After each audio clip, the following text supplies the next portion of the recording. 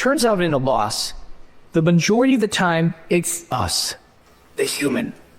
We have so much impact on deals that losses could have been wins 53% of the time, according to the most important barometer, which is the buyer. So the buyer is telling us this, which means our win rates are our win rates, and our loss rates don't need to be our loss rates.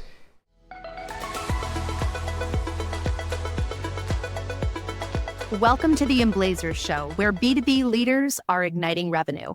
I'm your host, Abby Kerr.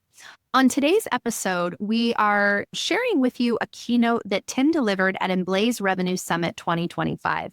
The subject matter of that keynote is something that is just as pertinent today as it was the day that he stood or actually danced at one point on that stage.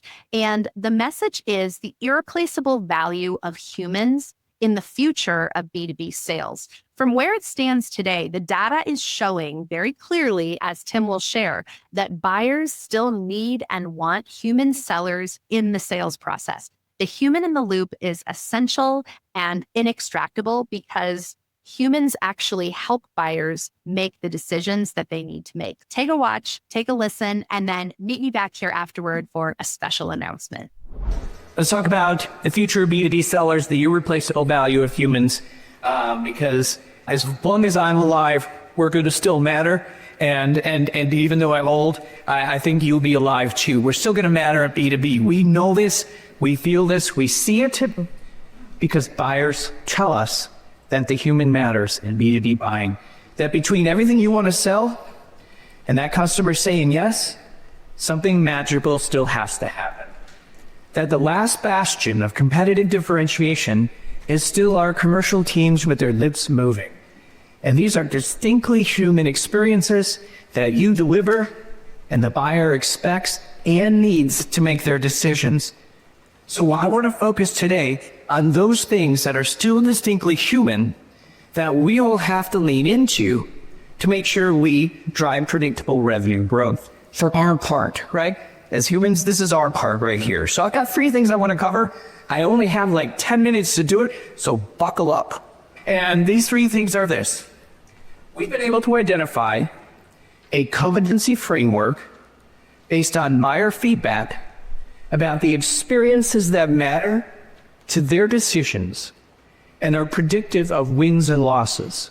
These are those still distinctly human experiences that your teams create or don't create that make a difference. Second, we're going to talk about then the skills that are needed to create and drive each of these competencies. How alignment of skills to these competencies so that you are training on and enabling on and equipping the exact right things to drive the human experience. The things that we as humans can still do and deliver and is expected. Then finally, we're going to talk about what I think is the emerging big opportunity, and that is precision, skills, intelligence, and insights. What I'm seeing emerging in the marketplace, and we work with hundreds of companies, thank you for all being here, and train tens of thousands of salespeople every year, is there's an emerging category called precision skills intelligence that may become as important, if not more important, than the training and coaching you offer. Why? Because the training and coaching is good, but if it doesn't get in the right hands at the right time, it really doesn't matter.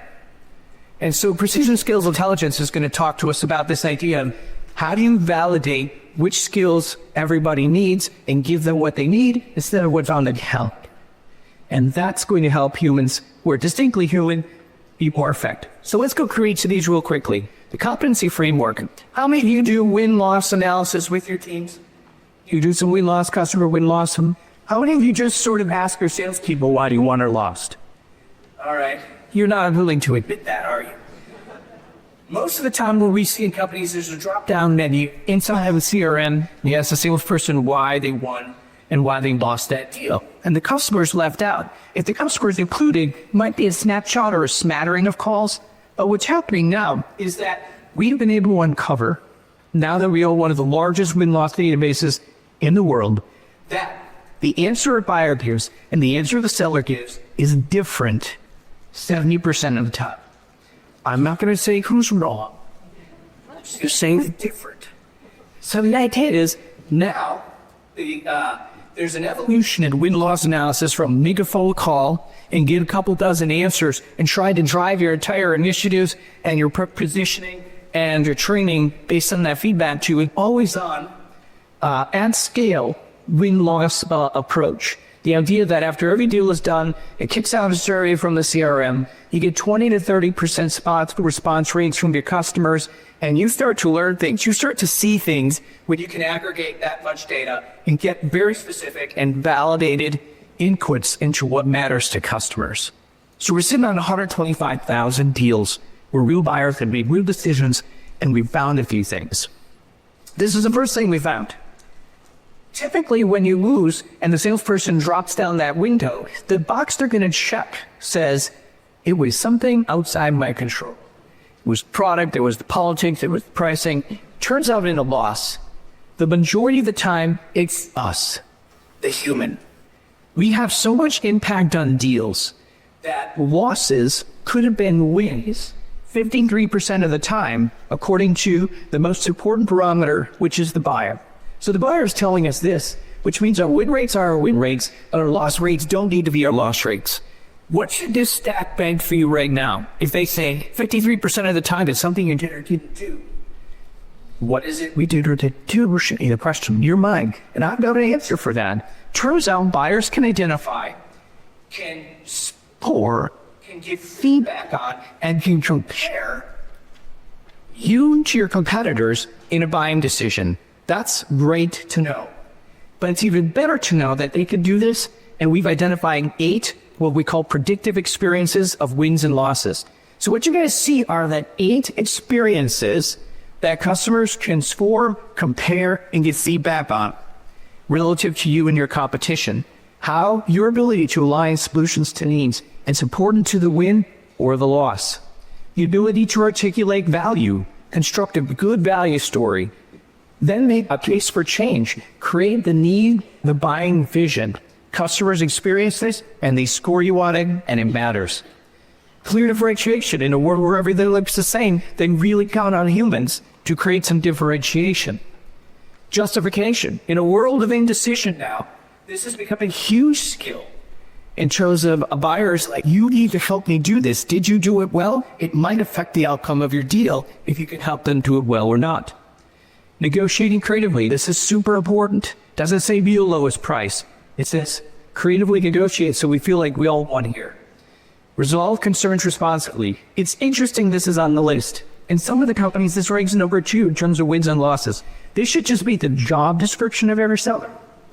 But we have identified it as something that the customer cares about, and it's predictive of wins and losses. And finally, being compelling. Giving that customer something that they can then use to build consensus. These 8, and the numbers next to them, is something called the average under the curve. At 0.50, it's a coin flip on whether it matters. But as you start to go from 0.73 to 0.91, now you're getting into highly predictive experiences that customers can rate you on relative to the competition. And now you have a competency framework that is distinctly human, because it's creating the experiences that matter to the buyers that only you can create. So now as you think about moving forward, these 8 become the potential competency framework to replace any competency framework you have, because buyers have given us this. This comes from who matters, the buyer, and now they've been able to, and we've been able to see in aggregate that these 8 matter. In fact, we've been able to identify those 8 on one side of the fence, the acquisition side, and we've now starting to see clearly 8 on the expansion side.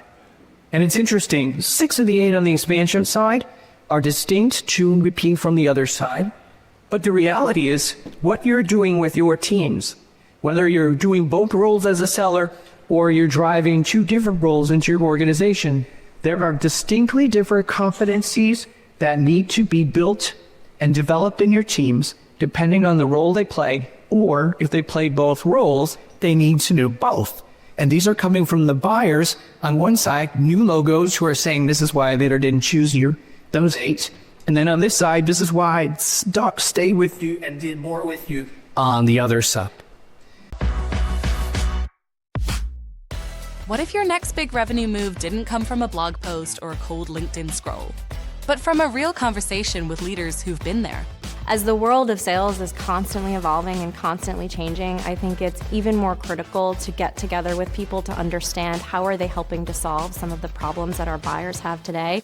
Meet Emblaze, a community of sharp B2B minds, CROs, CSOs, rising stars, sharing what's actually working in sales, enablement, and customer growth. We always find a lot of value in the partnerships that we're able to form with some of the other great organizations that are part of the team here. And personally, I love the opportunity to connect with my peer group outside of other organizations and learn from them and try to figure out if there's things that they're doing that we can pull into our organization and benefit from. Join a monthly forum, dig into science-backed strategy, and get insight you won't find in your feed. Start your Emblaze journey today at emblazegrowth.com. So now you have a competency framework for both sides, account executive and account managers. And what happens then is everything you do in terms of getting your humans to be great with the humans they're selling to should revolve around those competencies. And so what we're doing is, instead of courseware anymore, we're starting to look at an idea here about aligning skills, concepts, and tools to each of those competencies. So this is just the aid for acquisition. And what you can think about, and this framework we'll offer to you for free, by the way, and you'll see this in a second, is that you start to identify the competencies and then begin to think about what training content you have, what coaching content you have, what enablement content you have, and start to align by the competencies so that you can begin to train for those things that matter to the buyer. A lot of our stuff is organized based on what people thought would be good courseware and what people thought would just be good general knowledge. But it turns out there are very specific things that make or break your wins and losses. And everybody needs to be great at all of them. And they need to understand how to execute against them. And there need to be tools to embed this in the flow of work so that they can get great at them. So what I give you here is the idea that competency framework from the buyer evidence now needs to be supported for certifiable competency with the right skills to enablement. And we're using research to identify behind each competency what skills make that up. And building now an enablement training framework that aligns competencies and skills so that you can make a difference in wins and losses from the buyer's perspective when you matter. So let's take you to the third one quickly, and that's this idea that you can have the right competencies identified, you can know which skills training to give, but who needs what. Because these are distinctively human competencies and human skills, you need to make sure that people are now getting the right thing to help them improve for the right time. And we are identifying right now several assessment approaches to be able to suss that out so that you aren't just taking all of this stuff and spreading it across your team like peanut butter, right? And you're also going to overcome the one tool that sales always has when you do training, which is plausible deniability. Like, yeah, you're right, we probably need to get better at that. Right? I don't debate you. Eliminating plausible deniability is probably the #1 tool for adoption of your training and your enablement and equipping of your humans. So let's take a look at what we see out there. So let's take a line solution to needs.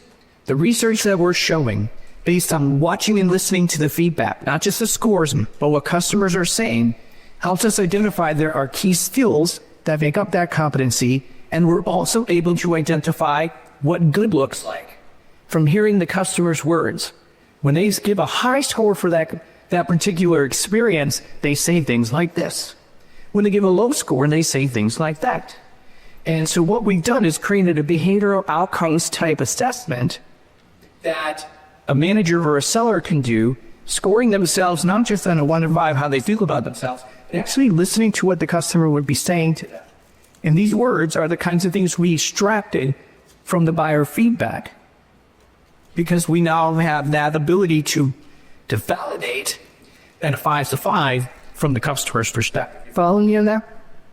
So we have that for each of the competencies, their respective skills, and have turned that into a self-assessment. Another freebie for you today, if you want to take a picture of this. This QR code will take you to a free online assessment You can do both, and you can do them as many times as you want. You can send it out to your team. This is just something Corporate Visions and Emblaze would like to give you today. And we did it with our partners at Ambition. And Brian and I from Ambition, I have a breakout tomorrow. Those of you who want to explore this assessment and the competency framework and all the skills in more depth, check out one of the breakouts tomorrow where Brian from Ambition and I are on the docket. So grab that if you would like that, but you'll get another shot at it tomorrow. But here's the idea. You begin to directionally see where your team might be. But that's what you get. Directionally, I self-evaluate, maybe not so good at self-awareness, but again, behavioral outcomes questions sort of even that out. But here's where the future is, folks. And the future is moving towards, you guessed it, a little bit of AI. And a little bit of AI in the form of assessments. We think of assessments kind of as checkboxes, right? It's like, did they do the assessment? And the assessment has never really been psychometrically validated or scientifically backed. This is where it's going, that the idea of precision skills intelligence, not based on self-assessment or even manager assessment, but through the power of micro-simulations. And what we're building is this idea of micro-simulations at 3 moments of truth in the buyer's journey. So in 25 minutes, your seller would go through each of these 3 micro-simulations, and baked into it are the baked competencies and the relevant skills. And the simulations in each of these moments puts your seller through the paces that will help identify and stack rank the right competencies and the right skills needs for that seller, but from a psychometrically validated data set.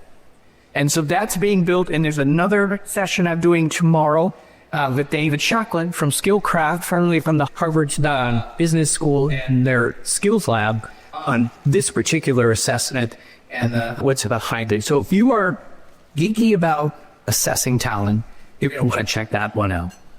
So the future of this human-to-human exchange and experience, the distinctly human experiences that your sellers can provide and that the buyers count and that matter to wins and losses, look like this.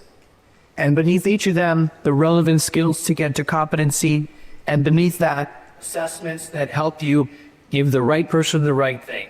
No more plausible deniability. Now you have a deficit that's identified, validated, and we all go to work knowing that those are the things that need to be fixed.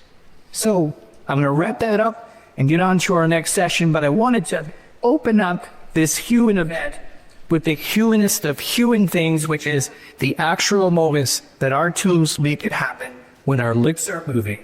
And there are precisely 3 things you could do to help them be better in the moments that matter from now into the future. AI will do what AI is going to do. Like, this is what your teams are going to do. And I wish you good luck, good selling, and I can't wait to see you the rest of the week. Thank you.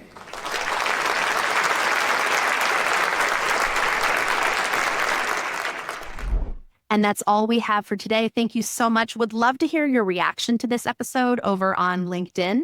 Be sure to like and subscribe to the Emblazers Show wherever you're watching this, whether it's on YouTube or if you're listening to it on Spotify or Apple. And I promised you an announcement. I would like to share that on Wednesday, April 1st, Emblaze by Corporate Visions is bringing back our annual summit as a one-day virtual event. Keep your eyes peeled on all things Emblaze, the website, and the LinkedIn page. For more details, you'll be able to register very soon.